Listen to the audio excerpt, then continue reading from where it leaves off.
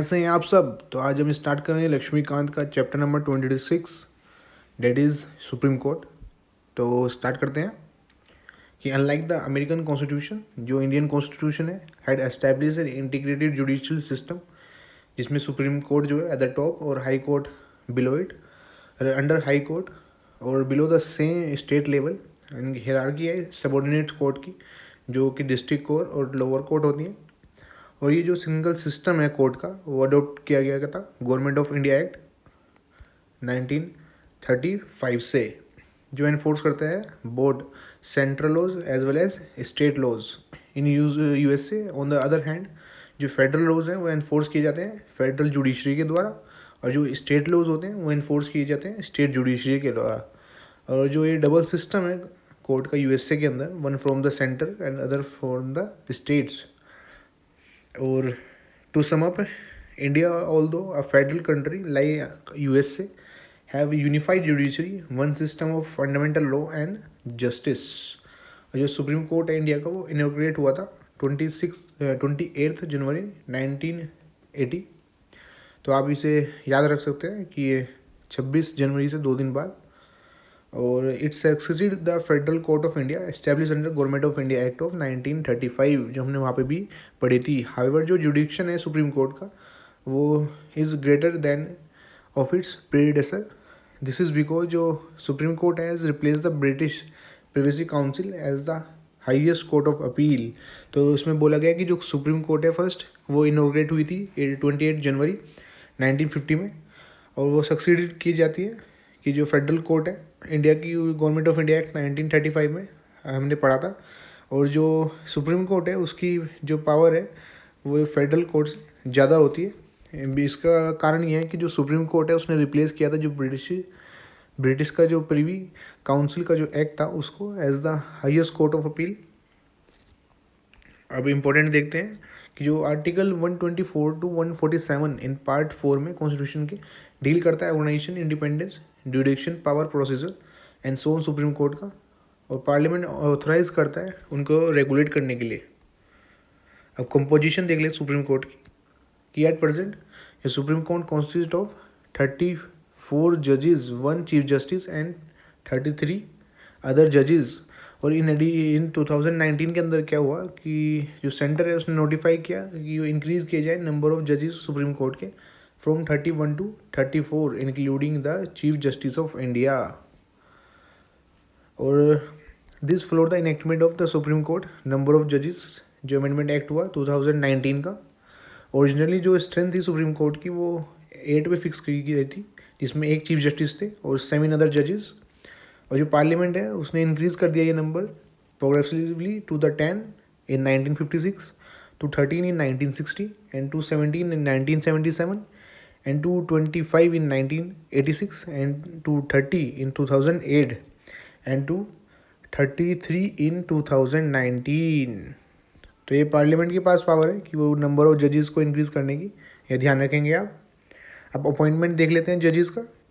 तो जजेस जो होते हैं अपॉइंट किए जाते हैं प्रेसिडेंट के द्वारा, और जो चीफ जस्टिस है वो प्रेसिडेंट के द्वारा ही अपॉइंट किए जाता है, पर with after consultation with such जजेस ऑफ द सुप्रीम कोर्ट और हाई कोर्ट, जो उनको नेसेसरी लगे, जिसे हमें कंसिडर करें नेसेसरी। और जो अदर जजेस होते हैं वो प्रेसिडेंट के द्वारा ही अपॉइंट किए जाते हैं after consultation with the chief justice and such other judges of the supreme court or high court as he consider necessary। और जो कंसल्टेशन होता है चीफ जस्टिस का, वो ऑब्लिगेटरी होता है in the case of appointment of a जज other than chief justice. तो इसको एक बार दोबारा रिवाइज कर लेते हैं कि जो जज हैं सुप्रीम कोर्ट के, वो प्रेसिडेंट के द्वारा अपॉइंट किए जाते हैं, और जो चीफ जस्टिस है वो भी प्रेसिडेंट के द्वारा ही अपॉइंट किए जाते हैं, but after consultation with such जजेस ऑफ सुप्रीम कोर्ट और high court as he consider fit, कि जो जैसा उनको जो नेसेसरी लगें जो। और जो अदर जजेस होते हैं वो भी प्रेसिडेंट के द्वारा ही अपॉइंट किए जाते हैं with after consultation with the chief justice और सच अदर जजेस सुप्रीम कोर्ट के, हाई कोर्ट के, एज ई डीम नेसेसरी। और जो कंसल्टेशन होता है चीफ जस्टिस से, वो ओब्लिगेटरी नेचर का होता है इन केस ऑफ अपॉइंटमेंट ऑफ जजेस के केस में अदर देन चीफ जस्टिस। अब कंट्रोवर्सी और कॉन्स्टिट्यूशन देख लेते हैं कि क्या है।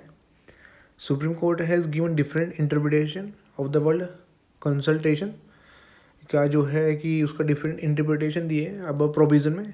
जो फर्स्ट जज केस था 1982 का, कोर्ट ने हेल्ड किया था कि जो कंसल्टेशन है उसका मीन्स कॉन्करेंस नहीं है और it implies exchange of views. तो इसमें फर्स्ट में दिया हुआ है कि जो 1982 का था कि इसमें कॉन्करेंस नहीं है, इसका मतलब है एक्सचेंज ऑफ व्यू। बट जो सेकंड जुडिशरी जो जज केस था 1993 का, जो कोर्ट ने रिवाइज कर दिया अपना जो अर्लियर रूलिंग था and change the meaning of the word consultation to the concurrence. Hence it rule that जो एडवाइस टेंडर की जाती है चीफ जस्टिस की, वो बाइंडिंग होती है प्रेसिडेंट के ऊपर in the matter of appointment of जज ऑफ द सुप्रीम कोर्ट। आपको यहाँ क्लियर हो गया होगा। बट जो चीफ जस्टिस होते हैं, बट द चीफ जस्टिस वो tender is advice on a matter after consultation of two senior जजेस, सीनियर मोस्ट जो कोलिग्स होते हैं उनके साथ। तो इसमें हमने देखा फर्स्ट जो जजेस केस था उसके अंदर जो है कि कॉन्करेंस का मना किया था कि जो कंसल्टेशन है उसका मतलब बोला गया था सिंपल जो एक्सचेंज ऑफ व्यू है। लेकिन जो 1993 का जो सेकंड जज केस है सुप्रीम कोर्ट ने रिवर्स कर दिया अपना जो फर्स्ट केस था और उसमें जो कंसल्टेशन वर्ड है उसका कंकरेंस बोला गया। इसलिए जो चीफ जस्टिस की जो एडवाइस प्रेसिडेंट को दी जाती है वो बाइंडिंग नेचर की होती है। लेकिन जो एडवाइस जो दी जाती है इस मैटर में वो तब दी जाती है after consultation with his two senior most colleagues.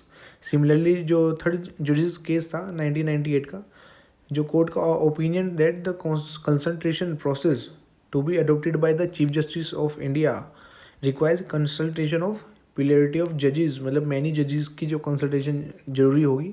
और जो सोल ओपिनियन है अकेलता जो ओपिनियन है इनका चीफ जस्टिस ऑफ इंडिया का, वो कंसल्टेशन प्रोसेस कॉन्स्टिट्यूट नहीं करता। He should consult a collegium of 4 senior most जजेस ऑफ सुप्रीम कोर्ट, से उन्हें एटलीस्ट कंसल्ट करना ही है। और इवन इफ अगर 2 जजेस given adverse opinion he should not send the recommendation to the government. अगर 2 भी एडवर्स ओपिनियन दे देते हैं तो वो रिकमेंडेशन गवर्नमेंट को नहीं भेजेंगे उसके रिगार्डिंग पर्सन के जिसे अपॉइंट करना है। कोर्ट ने हेल्ड किया है कि जो recommendation chief justice of India के द्वारा बनाई जाती है without complying with the norms and requirement of the consultation process, वो बाइंडिंग नहीं होती गवर्नमेंट के ऊपर। अब 99 जो कॉन्स्टिट्यूशन अमेंडमेंट एक्ट था 2014 का, और जो नजैक था that is national judiciary appointment commission, जो एक्ट था 2014 का, उसने रिप्लेस कर दिया था जो कोलिजन सिस्टम था अपॉइंटिंग जजेस to the supreme court and high court with the new body that is NJAC national judicial appointment commission. However लेकिन जो 2015 के अंदर सुप्रीम कोर्ट ने डिक्लेयर कर दिया जो 99 और जो अमेंडमेंट एक्ट था और नजैक को, दोनों को अनकॉन्स्टिट्यूशनल और इनवैलिड। इसका रिजल्ट क्या है कि जो अर्लियर कोलिजन सिस्टम था वो दोबारा ऑपरेट होने लगा। This verdict was deliver by the supreme court in the 4th जजेस केस के अंदर ये दिया गया 2015 का। कोर्ट का ओपिनियन था कि जो न्यू सिस्टम है वो इंडिपेंडेंस जुडिशरी की उसको इफेक्ट करेगा। आप अपॉइंटमेंट देख लेते हैं चीफ का। Justice from 1950 to 1973 the practice has been to appoint the senior most जज of the supreme court as a chief justice of India. Practice यही है कि जो सीनियर मोस्ट जज जो होता है सुप्रीम कोर्ट का उसे चीफ जस्टिस बनाया जाए। और इसने एक कन्वेंशन एस्टेब्लिश किया 1973 के अंदर, वैन जो एन रे है उन्हें चीफ जस्टिस बनाया गया बाय सुपरसीडिंग 3 सीनियर जजेस को। और अगेन 1977 में जो एम बैग थे वो अपॉइंट हुए chief justice of India by superseding the senior most जजेस। और this discretion of government was cartel by the supreme court in second जजेस केस इन 1993, इन विच जो सुप्रीम कोर्ट ने रूल किया कि जो सीनियर मोस्ट जज होता है सुप्रीम कोर्ट का should alone be appointed to the office of the chief justice of India. आपको यहाँ तक क्लियर हो जाना चाहिए। अब क्वालिफिकेशन ओथ और सैलरीज देख लेते हैं कि a person to be appointed as a जज of a supreme court should have the following qualification. First, he should be a citizen of India. Second, he should have been a जज of a high court और high court इन succession 5 सालों के लिए, और note and, और या वो advocate हो हाई कोर्ट के अंदर या high court in succession for 10 years. What this means कि हाई कोर्ट इन सक्सेशन कि ये नहीं है कि उसे एक ही कोर्ट में परमानेंट 5 ईयर के लिए रहना पड़ेगा, वो दूसरी कोर्ट में जो उनका टोटल टाइम पीरियड है वो कैलकुलेट किया जाएगा। ये नहीं कि पूरा ही कि सिंगल कोर्ट का और he should have been an advocate of a high court or high court in succession for 10 years, or he should be a distinguished jurist in the opinion of the president. Who is this distinguished jurist? तो ये वो person होता है कि जिसने advocate की जो practice है वो ये कंटिन्यू कर रहे हैं कि इनको नॉलेज सब चीज़ है, लेकिन ये एज ए एडवोकेट कोर्ट में वर्क नहीं करते। तो ये जो पर्सन होते हैं कि जैसे जिन्होंने अच्छे ऑथर्स होते हैं रिगार्डिंग जो लॉयर्स, तो उनको डिस्टिंग जूरिस्ट बोलते हैं। अब देख लेते हैं फ्रॉम द अबव ये क्लियर हो गया, जो कॉन्स्टिट्यूशन है हैज़ प्लेड मिनिमम एज को उसने प्रिस्क्राइब नहीं किया अपॉइंटमेंट किया जज of supreme court, and it's very important कि बस वो सिटीज़न होना चाहिए। दूसरा ये जज of supreme high court for 5 year और 10 ईयर के लिए एडवोकेट हो या और डिस्टिंग्विश्ड जूरिस्ट हो in the opinion of the president. अब ओथ और अफर्मेशन देख लेते हैं। अ पर्सन जो अपॉइंट होता है एज अ जज of a supreme court before entering upon his office has to make और सब्सक्राइब टू एन ओथ और अफर्मेशन बिफोर द प्रेसिडेंट। और सम पर्सन जो अपॉइंट किए जाते हैं इस पर्पज के लिए, और अपनी ओथ में जो जज होता है सुप्रीम कोर्ट का वो स्वेयर करता है कि टू बियर ट्रू फेथ और allegiance to the constitution of India, to uphold the sovereignty और integrity of India. That is ये हमारा बेसिक स्ट्रक्चर भी है, और यही हमने वहाँ पे भी याद की थी BU DU, ये आप याद रखें। इसके लिए नोट्स में ऐड कर सकते हैं कि simply in the bracket of the oath और अफर्मेशन। तो B is bear true faith and allegiance, use uphold the sovereignty and integrity. D is duly and faithfully and the best of his ability and knowledge and judgment perform the duties of the without fear or fear, affection or will. And another U is to uphold the constitution and its law. अब देखते हैं salaries and allowances कि जो salaries और allowances और privileges and leaves और pension है जजेस सुप्रीम कोर्ट की, वो डिटरमाइन की जाती हैं time to time by the parliament, और वो चैलेंज नहीं की जा सकती after their appointment. Can not be varied, उन्हें वेरिड नहीं किया जाता, डिसएडवांटेज नहीं, मतलब कम नहीं कर सकते, एक्सेप्ट अगर कोई फाइनेंशियल इमरजेंसी हो, वो अलग केस है। इन 2018 जो सैलरी है चीफ जस्टिस की वो इंक्रीज़ कर दी गई 1 लाख से 2.8 लाख पर मंथ, और जजेस की 90,000 to 2.5 lakhs per month. They are also paid sumptuary allowances and provided with free accommodation and other facility, medical card, telephone, etc. And the retired chief justice and judges are entitled to 50% of their last drawn salary as monthly pension. देखते हैं tenure or removal of the judges. The Constitution does not fix the tenure of a judge of a Supreme Court. However, it makes the following 3 provision in this regard कि वो hold करते हैं office until the age of 65 year, और any question जो as के regarding है वो determine किया जाता है सच अथॉरिटी के द्वारा जो पार्लियामेंट द्वारा प्रोवाइड की जाती है, और रिज़ाइन कर सकते हैं अपने ऑफिस से प्रेसिडेंट को रिटर्न में देकर, और रिमूव भी किए जा सकते हैं ऑफिस के द्वारा ऑफिस में अपने ऑफिस से by the president on the recommendation of the parliament. अब रिमूवल देखते हैं जजेस का। जो जज है सुप्रीम कोर्ट का रिमूव करे जा सकते हैं अपने ऑफिस से by the order of the president, और जो प्रेसिडेंट इशू करता है removal only after address by the parliament has been presented to him in the same session for his removal. और जो एड्रेस है must be supported by a special majority of each house of parliament, that is majority of total membership of house and a majority of not less than 2/3 of the members present and voting. जो ground है removal का वो 2 है कि misbehaviour और incapacity. और जो judiciary inquiry act है 1968 का वो रेगुलेट करता है ये प्रोसीजर रिमूवल का। तो देख लेते हैं क्या है कि ये रिमूवल जो मोशन होता है वो साइन किया जाता है 100 मेंबर अगर इन केस ऑफ लोकसभा और 50 member in case of Rajya Sabha is given to the speaker और chairman. One point is very important in this कि अगर 100 मेंबर्स ने साइन कर दिया लोकसभा के, तो वो अब नीड नहीं है कि दोबारा उसको राज्यसभा भेजा जाएगा और 50 मेंबर साइन करें, ऐसा कुछ नहीं है कि एक बार इधर 100 मेंबर ने साइन कर दिया तो प्रोसेस इनिशिएट हो चुका। अगर राज्यसभा में इनिशिएट हो रहा है तो वहाँ पे 50 मेंबर साइन करेंगे, तो अब नीड नहीं होगी कि लोकसभा में जाए और 100 मेंबर साइन करें। तो होप आपको ये डाउट बिल्कुल क्लियर हो गया होगा। जो सेकंड पॉइंट है कि जो स्पीकर और चेयरमैन है वो मोशन को एडमिट भी कर सकता है, रिफ्यूज़ भी कर सकते हैं। और ये वेरी इंपॉर्टेंट पॉइंट कि पूछ लेते हैं ऑब्जेक्टिव में कि स्पीकर और चेयरमैन होते हैं उनके that has the power to admit और रिफ्यूज़ द मोशन। अब थर्ड है कि अगर एडमिट कर लिया गया, जो स्पीकर और चेयरमैन है एक 3 मेंबर कमेटी बनाते हैं इन्वेस्टिगेट करने के लिए चार्जेस। और जो कमेटी है वो कौन कौन लोग होते हैं कि चीफ जस्टिस और जज of high supreme court, B chief justice of high court, और सी एक डिस्टिंग्विश ज्यूरिस्ट। फिफ्थ है जो कमेटी अगर फाइंड करती है जज को गिल्टी ऑफ मिसबिहेव और suffering from incapacity, the house है वो तब लेता है कंसिडरेशन ऑफ मोशन, और मोशन के बाद अगर पास किया जाता है दोनों हाउस ऑफ द पार्लियामेंट के द्वारा with special majority, and address is presented to the president for the removal of जज। फाइनली जो प्रेसिडेंट होते हैं वो एक ऑर्डर पास करते हैं फॉर द रिमूविंग द जज। ये इंटरेस्टिंग है कि जाना कि कोई भी जज अब तक सुप्रीम कोर्ट का इम्पीच नहीं हुआ है। जो फर्स्ट केस है इम्पीचमेंट का वो जस्टिस वी रामास्वामी जो सुप्रीम कोर्ट के थे 1991 से 1993 उनके अगेंस्ट हुआ था। दो द इंक्वायरी कमेटी थी found him guilty of misbehaviour, he could not be remove as the impeachment motion was defeated in Lok Sabha. और जो कांग्रेस पार्टी थी एब्सटेन फ्रॉम वोटिंग। अब देखते हैं एक्टिंग एडहोक और रिटायर्ड जजेस। एक्टिंग चीफ जस्टिस जो प्रेसिडेंट है कैन अपॉइंट अ जज of a supreme court as an acting chief justice of India when the office of a supreme जो चीफ जस्टिस होता है वो वैकेंट होता है, और जो chief justice of India temporary absent होते हैं। थर्ड में जो chief justice of India temporary जो अपनी ड्यूटीज़ हैं ऑफिस की वो कर नहीं पा रहे हैं।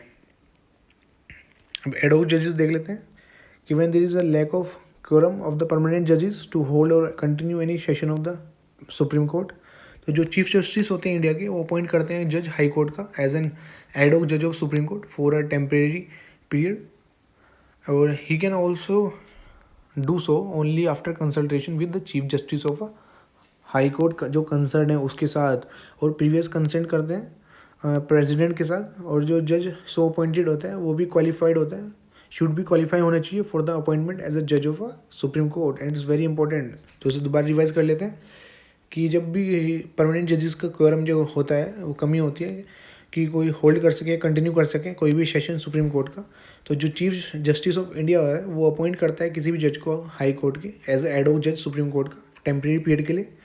और वो तभी कर सकता है ये जब वो चीफ जस्टिस जो कंसर्न स्टेट हाई कोर्ट का है उससे कंसल्ट कर ले और प्रीवियस कंसेंट ले ले प्रेसिडेंट का। और जज जो अपॉइंट किया जाता है वो क्वालिफाई होना चाहिए to be appointed as a जज ऑफ सुप्रीम कोर्ट, और ये ड्यूटी है जज की so appointed to attend the sitting of the supreme court in priority to other duties of his office. While so attending ये enjoy करता है सभी जुरिडिक्शन पावर और privileges and discharge of duties जो जज ऑफ सुप्रीम कोर्ट की है। अब रिटायर्ड जज देख लेते हैं कि एनी टाइम जो चीफ जस्टिस ऑफ इंडिया है कैन रिक्वेस्ट अ रिटायर्ड जज ऑफ अ सुप्रीम कोर्ट और अ रिटायर्ड जज of a high court who is duly जो क्वालिफाइड होता है तो अपॉइंट होने के लिए जज सुप्रीम कोर्ट का कि वो एक्ट कर सकता है एज अ जज of a supreme court for a temporary period, और he can do so only with the previous consent of the president. और वो ये तभी कर सकता है जब उसे प्रीवियसली कंसेंट मिला हो प्रेसिडेंट का और उस पर्सन का जिसको अपॉइंट करना है। सच है जो जज होते हैं वो entitle to such allowances as the president में डिटरमाइन, और जो इनके अलाउंसेस होते हैं जो प्रेसिडेंट साहब डिटरमाइन करते हैं, और वो इंजॉय करते हैं जो सभी जुडिक्शन पावर प्रिविलेजेस जो एक सुप्रीम कोर्ट के जज के होते हैं, but will not otherwise consider to be a जज ऑफ अ सुप्रीम कोर्ट, लेकिन उसको सुप्रीम कोर्ट का जज कंसिडर नहीं किया जाता। अब सीट और प्रोसीजर देख लेते हैं। Seat of a supreme court, constitution declare Delhi as a seat of a supreme court, but इसने ऑथराइज कराया जो चीफ जस्टिस इंडिया को कि वो अपॉइंट कर सकते हैं अदर प्लेसेस को भी एज अ सीट जो seat of supreme court. He can take decision in this regard only with the approval of the president. उन्हें इस रिगार्डिंग अप्रूवल लेना पड़ता है हमारे प्रेसिडेंट साहब का। और जो प्रोविज़न है केवल ऑप्शनल है, कंपलसरी नहीं है। इसका मतलब है कि कोई भी कोर्ट इस डायरेक्शन नहीं दे सकती प्रेसिडेंट को और टू द चीफ जस्टिस कि वो अपॉइंट करे किसी भी अदर प्लेसेस को एज अ सुप्रीम कोर्ट। कि this means that no court can give any direction either to the president और chief justice of India to appoint any other place as a seat of a supreme court. तो आपको ये पूरा clear हो जाना चाहिए। अब देखते हैं जो प्रोसीजर है कोर्ट का। जो सुप्रीम कोर्ट है with the approval of the president का जो रूल्स रेगुलेशन है वो बना सकती है, can make rules for regulating generally the practice और प्रोसीजर जो कोर्ट का जो कॉन्स्टिट्यूशनल केसेस है और रेफरेंसेस जो president under article 143 are directed by a bench consist of at least 5 जजेस, जो कि एक एडवाइजरी जुडिक्शन है आर्टिकल 143 सुप्रीम कोर्ट का। और ऑल अदर जो केसेस हैं वो डिसाइड किए जाते हैं सिंगल जजेस और डिवीज़न बेंचेस के। तो ये वेरी इंपॉर्टेंट कि जो कॉन्स्टिट्यूशनल केसेस और जो रेफरेंसेस प्रेसिडेंट के द्वारा दिए जाते हैं जो आर्टिकल 143 के तहत, वो डिसाइड किए जाते हैं एक बेंच के जो कॉन्स्टिट्यूट होती है एटलीस्ट, जिसमें 5 जज होते ही हैं। और जो अदर केसेस होते हैं वो डिसाइड किए जाते हैं सिंपल एक सिंगल जज के द्वारा और डिवीज़न बेंच के द्वारा। और जो जजमेंट है डिलीवर किया जाता है बाय द ओपन कोर्ट, और all judgement are by majority vote. But अगर डिफरेंस है देन जजेस कैन गिव डिसेंटिंग जजमेंट और ओपिनियन। अब इंडिपेंडेंस देख लेते हैं सुप्रीम कोर्ट की। जो सुप्रीम कोर्ट है उसने असाइन की गई है एक very significant role democratic political system के अंदर। और it is a federal court जो हाईएस्ट कोर्ट ऑफ अपील है, गारंटर है फंडामेंटल राइट के सिटीजन के, गार्जियन है कॉन्स्टिट्यूशन के। देयरफॉर ये जो इंडिपेंडेंस इसकी जो है वो बहुत ही एसेंशियल और क्रूशियल हो जाती है ताकि ये इफेक्टिवली डिस्चार्ज कर सके ड्यूटीज़ को जो इसको दी गई है। It should be free from encouragement और प्रेशर और इंटरफेरेंस एग्जीक्यूटिव का, that is council of minister और लेजिस्लेचर का। It should be allowed to do justice without fear और फेवर।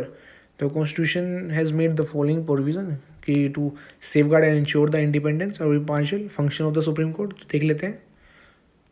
फर्स्ट है अपॉइंटमेंट जजेस का, कि जो जज हैं सुप्रीम कोर्ट के वो प्रेसिडेंट के द्वारा अपॉइंट किए जाते हैं, विच मीन्स कैबिनेट। और वो जो कंसल्ट करते हैं किससे, जुडिशरी के जो मेंबर होते हैं उनसे ही, डेट इज जजेस ऑफ द सुप्रीम कोर्ट और हाई कोर्ट। और ये प्रोविज़न कंटेन करता है जो एब्सोल्यूट डिस्क्रिप्शन है प्रेसिडेंट की, मीन्स एग्जीक्यूटिव की, एज वेल एज इंश्योर करता है कि जो जुडिशियल अपॉइंटमेंट है वो पूरी की तरीके से पॉलिटिकल और प्रैक्टिकल बेस ना हो। मतलब इसमें जो है political consideration, that it ensure that judicial appointment are not based on political और प्रैक्टिकल कंसिडरेशन। अब सिक्योरिटी ऑफ टेन्योर है कि जो जजेस है सुप्रीम कोर्ट के उन्हें सिक्योरिटी ऑफ टेन्योर दी जाती है। वो रिमूव किए जा सकते हैं अपने ऑफिस से by president only in the manner जो और ग्राउंड में जो कॉन्स्टिट्यूशन के अंदर मेंशन है, जो हम देख चुके हैं, डेट इज़ द मिसबिहेवियर और incapacity. It means they hold office during the pleasure of the president though they are appointed by him. इनका मतलब है कि it means they do not hold their office during the pleasure of the president, कि president के द्वारा appoint तो किए जाते हैं लेकिन वे उनकी इच्छा के अनुसार नहीं ऑफिस को होल्ड करते। और ये ऑब्वियस है फ्रॉम द फैक्ट दैट कि कोई भी जज ऑफ सुप्रीम कोर्ट अब तक इम्पीच नहीं हुआ। अब देखते हैं फिक्स सर्विस कंडीशन। जो सैलरी अलाउंसेस, लीव और पेंशन होती हैं जज ऑफ द सुप्रीम कोर्ट, वो टाइम टू टाइम डिटरमाइन करते हैं कौन, पार्लियामेंट। और वो चेंज नहीं होते उनके डिसएडवांटेज पे उनके अपॉइंटमेंट के बाद, एक्सेप्ट फाइनेंशियल इमरजेंसी के दौरान। थस जो कंडीशन ऑफ सर्विस है जजेस की सुप्रीम कोर्ट की वो रिमेन सेम रहती है during the term of his office. अब एक्सपेंसेस देख लेते हैं। जो चार होते हैं कंसोलिडेटेड फंड ऑफ इंडिया पे, और जो सैलरीज अलाउंसेज जो पेंशन होती है जजेस की और स्टाफ की, as well as all the administrative जो एक्सपेंस होता है सुप्रीम कोर्ट का, वो चार्ज होता है कंसोलिडेटेड फंड ऑफ इंडिया पे, जो नॉन वोटेबल होता है by the parliament, though they are can be discuss by it. अब देखते हैं जो कंडक्ट ऑफ जजेस कैन नॉट बी डिस्कस, कि कॉन्स्टिट्यूशन ने प्रोहिबिट किया है कि पार्लियामेंट के अंदर डिस्कशन और या स्टेट लेजिस्लेचर के अंदर डिस्कशन विद रिस्पेक्ट टू जो कंडक्ट ऑफ जजेस है और supreme court in discharge of their duties, except कि जब इम्पीचमेंट मोशन कंसिडरेशन में हो। 8th है ban on practice after retirement, कि जो रिटायर्ड जज हैं सुप्रीम कोर्ट के वो प्रोहिबिट किए गए फ्रॉम द प्लीडिंग और एक्टिंग इन एनी कोर्ट और before any authority with in the territory of India. ये इंश्योर करता है डेट ये फेवर नहीं करें किसी को भी in the hope of future favour. और 7th है power to punish for is contempt, कि सुप्रीम कोर्ट पनिश कर सकते हैं किसी पर्सन को फॉर इट कंटेम्प्ट। थर्स जो इसका एक्शन और डिसीजन है वो चैलेंज और क्रिटिसाइज नहीं किया जाता था by anybody. This power is vested in the supreme court, कि जो उससे वो मेंटेन कर सकती है अपनी अथॉरिटी, डिग्निटी और ऑनर को। 8th है फ्रीडम टू अपॉइंटेड स्टाफ, जो चीफ जस्टिस है इंडिया के वो अपॉइंट कर सकते हैं ऑफिसर्स को और सर्वेंट को सुप्रीम कोर्ट के without interference from the executive. He can also prescribe their service of condition. तो आपसे पूछ सकते हैं कि हुड की service of condition of the servant of the supreme court या ऑफिसर्स जो होते हैं सुप्रीम कोर्ट के केस, तो कौन डिटरमाइन करता है। तो आप आराम से उसमें प्रेसिडेंट ऑप्शन लगाते हैं, लेकिन आपको लगाना है यहाँ पे chief justice of India. It's very important. Ninth है, इस jurisdiction can not be curtail, जो पार्लियामेंट है is not authorise to control the jurisdiction and power of the supreme court. और जो कॉन्स्टिट्यूशन है उसने गारंटीड किया है कि जो सुप्रीम कोर्ट को जो जुडिक्शन है वेरियस काइंड के, हाउएवर पार्लियामेंट एक्सटेंड कर सकती है, उसको ख़त्म नहीं कर सकती। अब 10th पॉइंट है कि सेपरेशन जुडिशियल से from the executive, that is mention in article 50 of DPSP। तो जो कॉन्स्टिट्यूशन डायरेक्ट करते हैं स्टेट को कि वो स्टेप्स ले कि सेपरेट करे जुडिशरी को from executive in public services. इसका मतलब है कि जो जुडिशरी अथॉरिटी है shall not possess the judicial powers. इसका रिजल्ट क्या है कि इसके अब इम्प्लीमेंटेशन पे जो रोल है एग्जीक्यूटिव अथॉरिटी का in judicial administration came to an end. अब देख लेते हैं जुडिशरी